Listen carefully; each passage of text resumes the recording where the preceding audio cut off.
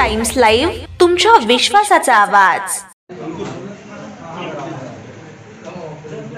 आम्ही सर्व गावकरी मंडळी व गावचे प्रतिष्ठित नागरिक व लोकप्रतिनिधी सांगली जिल्हा देवगड तालुका येथील पूरग्रस्त आहोत। पण 1992 ला आमचं प्लॉटिंग 83 ला महापूर आलं त्यावेळेस पुनर्वसन झालं आहे। 92 ला आम्हाला प्लॉटिंग जमीन अधिग्रहण करून आतापासून आमच्या ताब्यामध्ये जमीन दिली नाही, प्लॉटिंग टाकलं नाही आणि तिथली सुविधा न केल्यामुळे आणि बरेचसे कुटुंब 50% प्लॉटिंग दिलेलं आहे।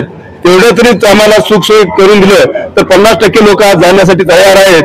म्हणून आम्ही सर्व निवेदन देण्यासाठी माननीय तालुका दंडाधिकारी साहेबांना निवेदन देऊन आज त्यांनी आम्हाला आश्वासित केले की आम्ही तुमच्या गावास भेट देऊन माननीय कलेक्टर डिप्टी कलेक्टर साहेबांना घेऊन एक मीटिंग गावामध्ये लावतो म्हणून त्यांनी आश्वासन दिले आणि तसंच पुढील आम्हाला सुविधा करून देण्यासाठी पूर्ण उपलब्ध करून देतो असं त्यांनी आश्वासन दिल्यामुळे आम्ही गावकरी मंडळी त्यांना निवेदन देऊन चालू। पण या पूरग्रस्तामध्ये आम्हाला गावकऱ्यांना पत्रकार मंडळी व देवगडचे पूर्ण अधिकारी वर्ग वेळोवेळी आम्हाला मार्गदर्शन केले। पाणी जास्त येणार आहे म्हणून गाव सोडा म्हणले।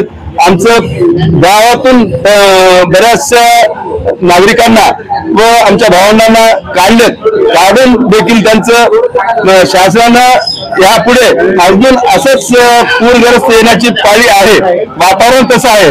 पण त्यांनी गावातून नागरिकांना आलेल्यानंतर सुख सुविधा, डॉक्टरची सुख सुविधा व खाण्यापिण्याची सुख सुविधा शासनाच्या मार्फत करावं अशी मी त्यांना विनंती करतो। कारण का म्हणजे कुटुंब गावामध्ये पाणी आल्यानंतर 5-6 दिवस 8 दिवस कोणालाही काम लागत नाही, कोणालाही मजुरी मिळत नाही। आज प्रत्येक खेड्यामध्ये 75% लोक मजूरकार राहतात म्हणून त्यांची पोटाची व्यवस्था अजून झाली नाही, म्हणून त्यांना डोल वाटप करण्यात यावं व लवकरात लवकर त्यांना डोल वाटप करून त्यांची पोटाची सोय करावं अशी मी त्यांना विनंती करतो आणि पत्रकाराचे मी आभार मानतो।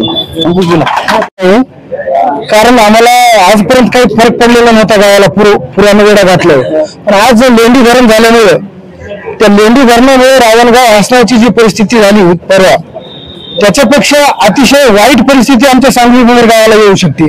कारण आमचं गाव निजामसागर धरणाच्या आणि या लेंडी धरणाच्या दोन्हीच्या संगमामध्ये आहे, तिथं बॅकवॉटर पोचंपाडचा येऊ शकतो। ते हसणं आणि रावणगाव पेक्षा सुद्धा त्या तीनही नद्याचा संगम असल्यामुळे आमची परिस्थिती लई भयानक वाईट होती, होणार अजून होईल। त्यासाठी आम्ही निवेदन दिलेलं आहे। तहसीलदार साहेबांनी आम्हाला आश्वासित केले की तुमची मागणी पूर्ण करण्यात येईल। समजा जर ती मागणी पूर्ण नाही झाली तर हे एवढा आहे, त्याच्यापेक्षा संपूर्ण गाव रस्त्यावर उतरू आणि इथं मोर्चा घेऊन येऊ। गावाला पुनर्वसनासाठी जागा दिलेली आहे परंतु गाव पुनर्वसन झालेलं नाही, एकंदरीत याकडे प्रशासन दुर्लक्ष करतंय असं वाटतंय? नाही सर, प्रशासन विषय नाही, पण काही ठिकाणी होतं असं होतं की हा प्रश्न पुनर्वसनाचा फार जुना आहे,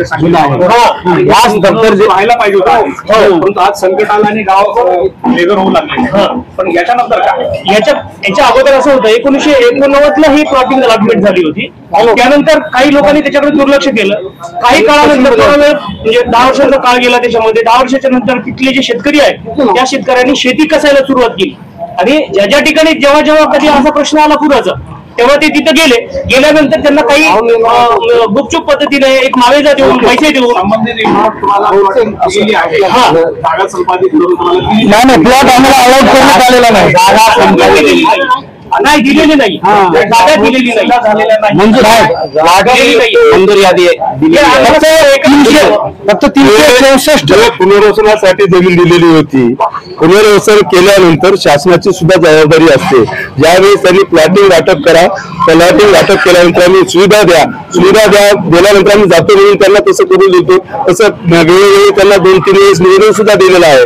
पण ज्यावेळेस पाणी येते पुराचं, ज्यावेळेस तळे फुटते त्यावेळेस शासनाचे डोळे उघडते, त्यावेळेस शेवट आम्हाला गावच्या बाहेर निघा म्हणते तोपर्यंत म्हणला। पण प्रत्येक अधिकारी आले त्यांचं 2-3 वर्षाचं कार्य राहते, त्याच्यानंतर त्यांनी कोणी लक्ष देणार, त्यांचं काय तेवढा निघून जावे म्हणतात। पण आजचे तहसीलदार साहेब आम्हाला आश्वासित केलेत की बाबा मी गावामध्ये येऊन मिटिंग घेऊन तुमचं पूर्ण काम करतो म्हणले। ते म्हणण्यासारखं लोकप्रतिनिधी, शासन व आम्ही तिघांच्या निष्काळजीपणामुळे आजपासूनचा पुनर्वसन राहिला आहे। आता आम्हाला जागरण आलेलं आहे म्हणून आम्ही कोणालाही झोपू न देता आम्ही पुनर्वसन करून घेतल्याशिवाय राहणार नाही।